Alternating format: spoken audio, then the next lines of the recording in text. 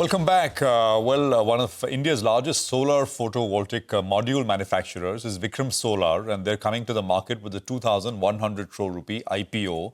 It's open for subscription today. In this segment, we will focus on three main points with the management, which will be with us in just a bit from now. Have solar gear makers reached the peak of their returns and margins? That's point number one. It's a question we've asked for already listed companies as well. Second, what is the impact of the ALMM scheme, which aims to boost local manufacturing, and what it spells for the business? Number three, finally, we will also try to understand the company's expansion plans. So let's get straight into it. Gyanesh Chaudhary is Chairman and Managing Director at Vikram Solar. He's with us. Mr. Chaudhary, great to have you with us here. Thank you very much for your time. Prashant, this side. Almost 97, 98% of your revenue comes from solar PV modules, right? And about 80% of that comes from just 5 customers. So give us a sense of, concentration risk here, Mr. Chaudhary. That is one. Second is the number one issue that I highlighted. Are we at the peak here? Because the worry across the board for companies like you, and we already have a few listed, is that in about 2 years' time, the supply is going to overwhelm demand here in India with the amount of capacities which are being set up. So let's just start there with your perspective, Mr. Chaudhary. Go on. Hello, Prashant, and thank you for having me. I'll first talk about the sector and how the technology has evolved over the years and why that is the most significant game changer for the solar sector. We started with a 200-watt solar panel. Today we are at a 600-watt in the last 10 years. So the overall form factor is much more efficient over the years, and not all companies are able to make use of this technology and ensure that they are producing and manufacturing at scale. Vikram Solar has been in the sector for the last 2 decades, and we are able to leverage the power of high efficiency and technology to deliver products. Now, as far as your question on overcapacity is concerned, I think the market, we are sitting at the tip of the iceberg. If you see the way this space has grown exponentially, I think it's still that much more or even more growth is expected to happen over the next 2-3 decades continuing. India is a developing country. We know that every year we need to add 3 to 4, 5% of new energy in the grid, considering the demand cycles, as well as not much is getting added from the fossil fuel side. So renewable is the answer, and within renewable, solar expects to gain large volumes, considering the depth and the. No, Ganesh, no one's taking away from the use of solar and the use of renewables anyway.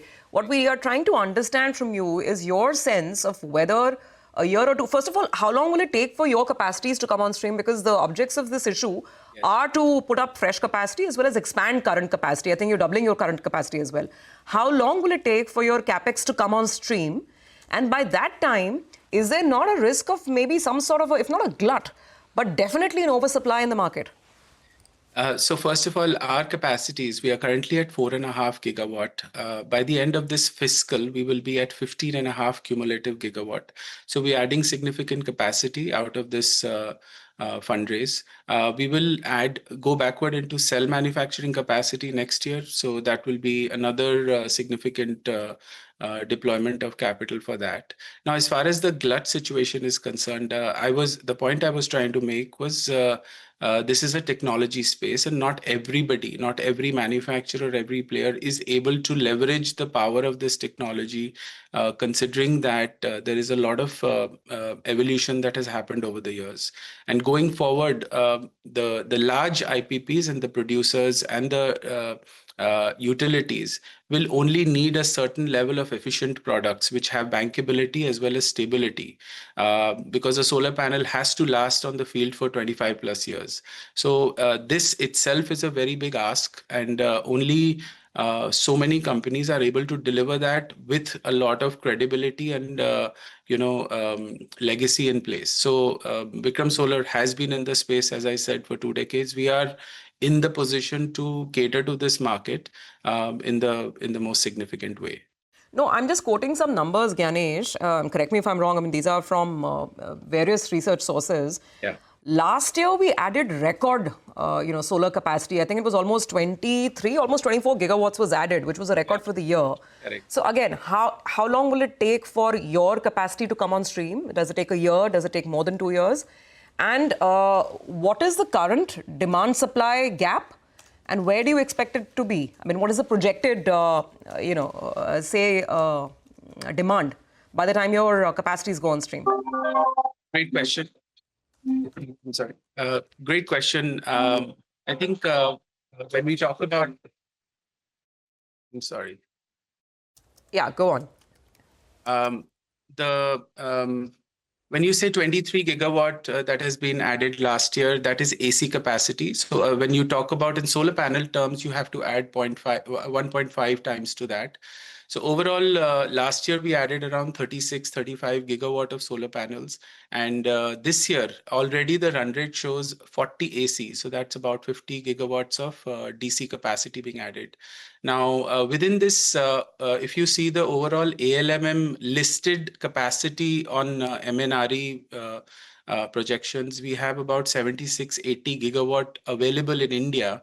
And out of that, if you look at the capacity utilization factor, that you bring that down to another 40%, and then technology, you bring that down to another certain percent. So the overall percentage of high quality latest technology product that is available comes down to a bare 20% of this capacity that is published on the MNRE.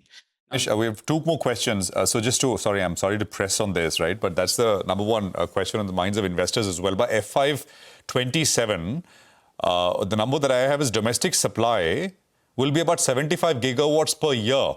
Correct. Against a likely demand of between 35 to 40 gigawatts per year. Yes. And hence that question that we are pressing again. So this is nameplate capacity, and nameplate capacity is usually based on the highest efficiency and the full 100% capacity utilization. So where we, in a general sense in the industry, is to reduce that to an available and operating capacity, which comes down to 60%.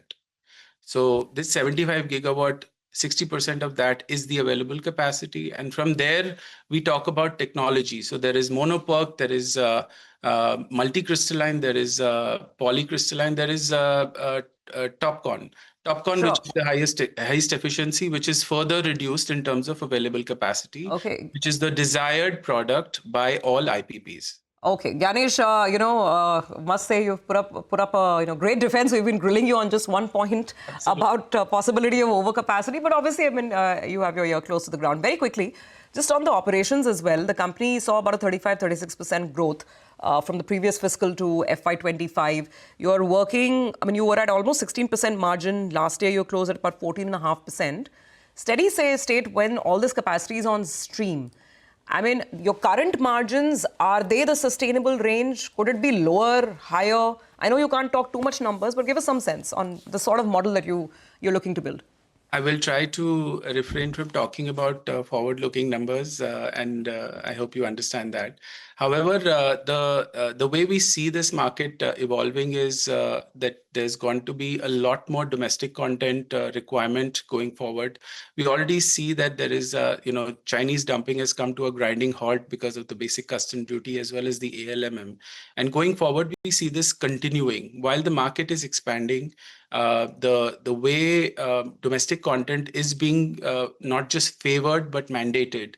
The government ALMM list 2, which ensures that the cell that goes into the solar panel is also domestic, and hence our grand expansion of 12 gigawatt in solar cell.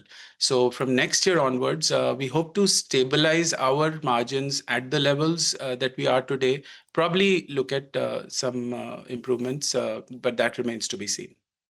All right, Gyanesh, we hope to speak to you soon again on the day of listing. Thank you for joining us. Good luck with the issue and appreciate you coming on here on CNBC TV 18. Thanks indeed.